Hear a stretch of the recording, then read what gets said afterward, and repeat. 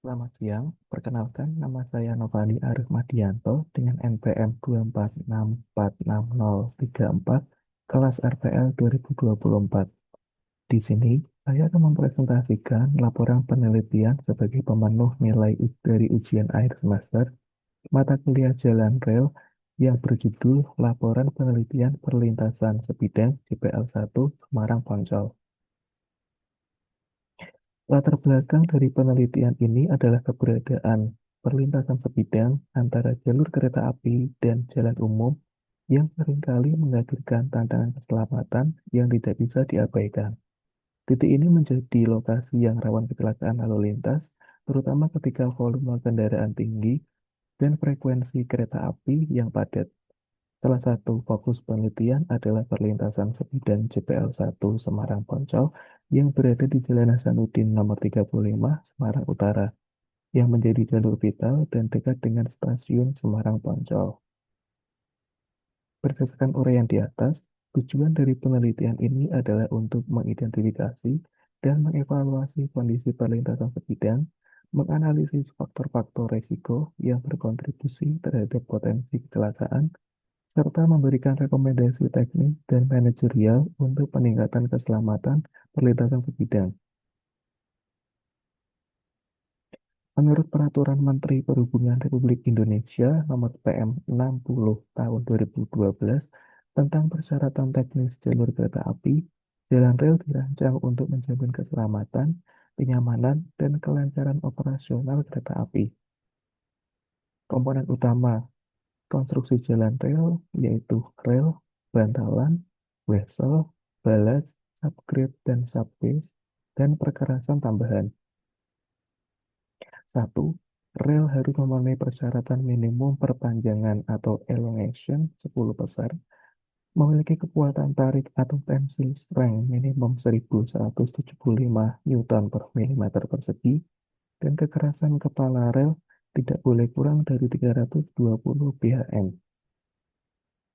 2. Bantalan memiliki fungsi untuk meneruskan beban kereta api dan berat konstruksi jalan rel ke balas, mempertahankan lebar jalan rel, dan menjaga stabilitas ke arah luar jalan rel. Ada tiga jenis bantalan, yaitu kayu, baja atau besi, dan beton.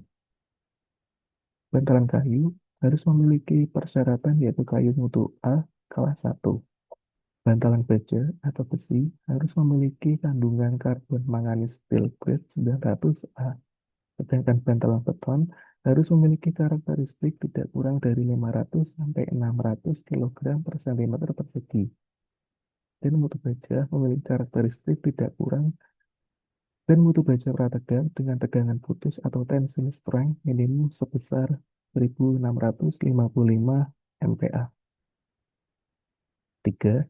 Wesel atau konstruksi jalan rel yang paling rumit dengan beberapa persyaratan dan ketentuan pokok yang harus dipenuhi, terdiri dari lidah, jarum beserta sayap-sayapnya, rel lantak, rel paksa, dan sistem penggerak.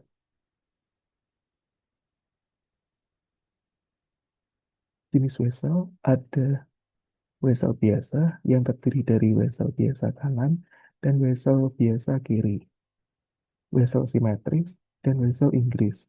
4. Ada balas, 5. Subgrade dan subbase, 6. Perkerasan tambahan. Persyaratan geometri terdiri dari 1. Lebar jalan rel yang terdiri dari 1067 mm dan 1435 mm. 2. Kelandaian dengan persyaratan meliputi persyaratan landai panantu, persyaratan landai curam, dan persyaratan landai emplacement. 3. Lengkung vertikal. 4. Lengkung horizontal. 5. Pelebaran jalan rel yang bertujuan agar roda kendaraan rel dapat melewati lengkung tanpa mengalami hambatan. 6. Peninggian jalan rel dengan menempatkan rel dalam pada tinggi yang semestinya dan rel luar lebih tinggi. Perlintasan kereta api adalah persilangan antara jalur kereta api dengan jalan, baik jalan raya ataupun jalan kecil lainnya, yang terdiri dari perlintasan sebidang dan perlintasan tak sebidang. Penentuan perlintasan sebidang terdiri dari perlintasan sebidang yang dilengkapi dengan pintu dan perlintasan sebidang yang tidak dilengkapi dengan pintu. Prasarana jalan dan kereta api pada perlintasan sebidang terdiri dari rambu peringatan, rambu larangan, dan marka lalu lintas. 1. Rambu peringatan digunakan untuk menyatakan peringatan bahaya atau tempat berbahaya pada jalan di depan pemakai jalan yang terdiri dari rambu peringatan dengan pintu perlintasan, rambu peringatan dengan pintu perlintasan atau tanpa pintu perlintasan, rambu peringatan yang menyatakan hati-hati, rambu peringatan jarak tertentu, dan rambu peringatan dengan kata-kata. 2. Rambu larangan digunakan untuk menyatakan perbuatan yang dilarang dilakukan oleh pemakai jalan terdiri dari lampu larangan berupa tanda stop, rambu larangan berbalik arah, rambu larangan berjalan terus pada perlintasan jalur tunggal, dan rambu larangan berjalan terus pada perlintasan jalur ganda. 3. Marka lalu lintas atau tanda yang berada di permukaan jalan atau di atas permukaan jalan yang berfungsi untuk mengarahkan lalu lintas dan membatasi daerah kepentingan lalu lintas terdiri dari marka melintang, marka membujur, marka lambang berupa tanda peringatan yang dilengkapi dengan tulisan KA, pita penggaduk atau rumble strip, dan median minimal 6 meter, lebar 1 meter pada jalan 2 lajur 2 arah. 4. Lampu isyarat atau isyarat lampu lalu lintas untuk memberikan peringatan bahaya kepada pemakai jalan. Perlintasan sebidang wajib dilengkapi dengan sinyal isyarat lampu dan isyarat suara atau tanda panah pada lampu yang menunjukkan arah datangnya kereta api. Jenis penelitian yang digunakan adalah penelitian deskriptif yang bertujuan untuk memperoleh informasi mengenai keadaan saat ini dan melihat kaitan antara variabel-variabel yang ada, serta mendeskripsikan informasi apa adanya sesuai dengan variabel yang diteliti. Tahapan penelitian dimulai dari tahapan persiapan dengan membuat rencana kerja, tahapan inventarisasi perlintasan sebidang, tahapan kompilasi dan kodifikasi atau pendataan arus lintasan kereta api dalam 1 harian, tahapan survei geometrik perlintasan sebidang, dan survei lalu lintas.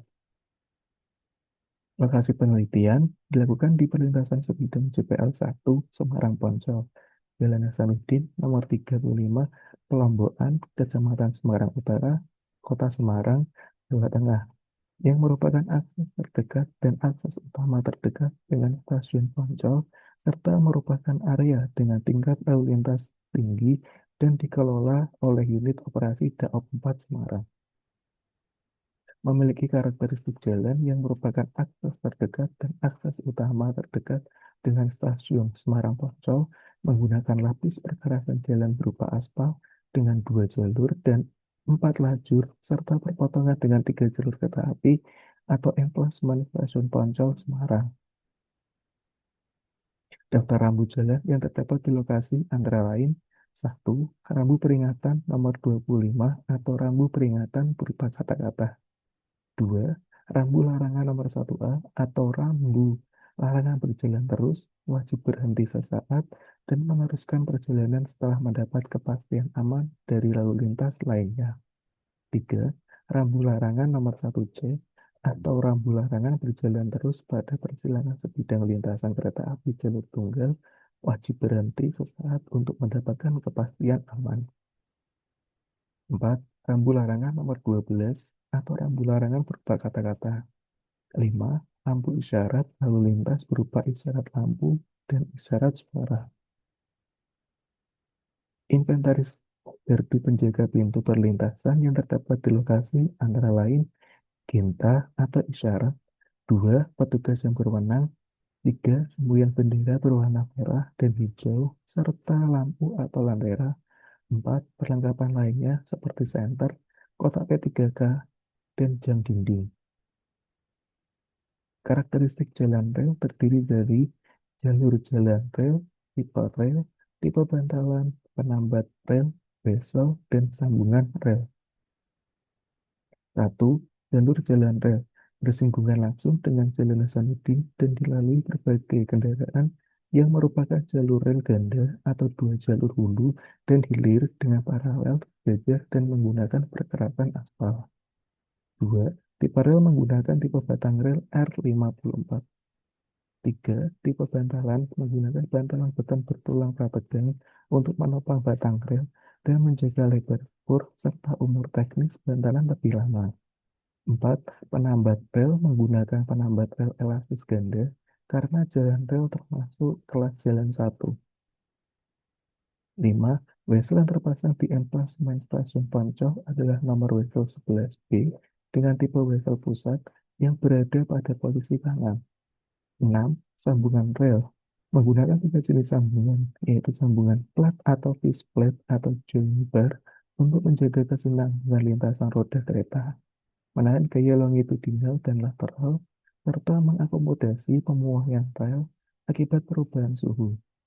Sambungan Lastermit yang efisien untuk penyambungan di lapangan, dan sambungan IRJ atau Insulated Rail Joint yang berfungsi untuk mengisolasi sinyal listrik antar dua batang rel agar, agar sinyal tidak menyebar ke blok lain, menjaga integritas mekanis sambungan rel, dan menjadi batas blok sinyal dalam sistem persinyalan berbasis track circuit.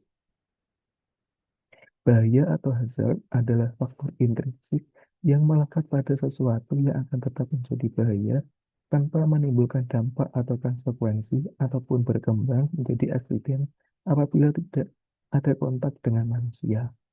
Berikut beberapa bahaya pada perlintasan sebidang JPL 1 Semarang Poncol antara lain: 1. Jadwal kereta api yang melintas bersamaan dengan puncak kemacetan pengguna jalan yang menyebabkan sulitnya pengaturan penutupan untuk perlintasan oleh petugas penjaga. 2. Belum lengkapnya rambu-rambu jalan. Dan 3. Ramainya masyarakat sekitar di kawasan perlintasan kereta api. Berdasarkan identifikasi bahaya tersebut, berikut adalah rekomendasi dari permasalahan pada perlintasan sebidang JPL 1 Semarang Poncol sebagai berikut. 1. Merekomendasikan kepada pihak KAI untuk dapat melengkapi rambu-rambu jalan. 2. Merekomendasikan kepada penjaga petugas perlintasan agar lebih tegas menertibkan masyarakat di kawasan sekitar perlintasan kereta api. Kesimpulan dari laporan penelitian ini adalah perlintasan sebidang JPL 1 Semarang Poncol memiliki karakteristik jalan dua arah dan 4 lajur yang dilengkapi dengan rel ganda, bantalan beton prategang, penambat elastis ganda, serta peralatan pengaman seperti lampu isyarat dan isyarat suara. Terdapat beberapa potensi bahaya seperti konflik jadwal melintas kereta api dengan puncak lalu lintas kendaraan, kurangnya lampu-rambu lalu lintas, dan marka jalan, serta aktivitas masyarakat di sekitar perlintasan. Dan untuk rekomendasi yang dapat diberikan adalah merekomendasikan untuk melengkapi rambu-rambu jalan dan menertibkan masyarakat sekitar perlintasan kereta api. Demikian presentasi saya untuk laporan penelitian yang berjudul Laporan Penelitian Perlintasan Sebidang JPL 1 Semarang Poncol. Mohon maaf apabila ada salah kata. Selamat siang dan terima kasih.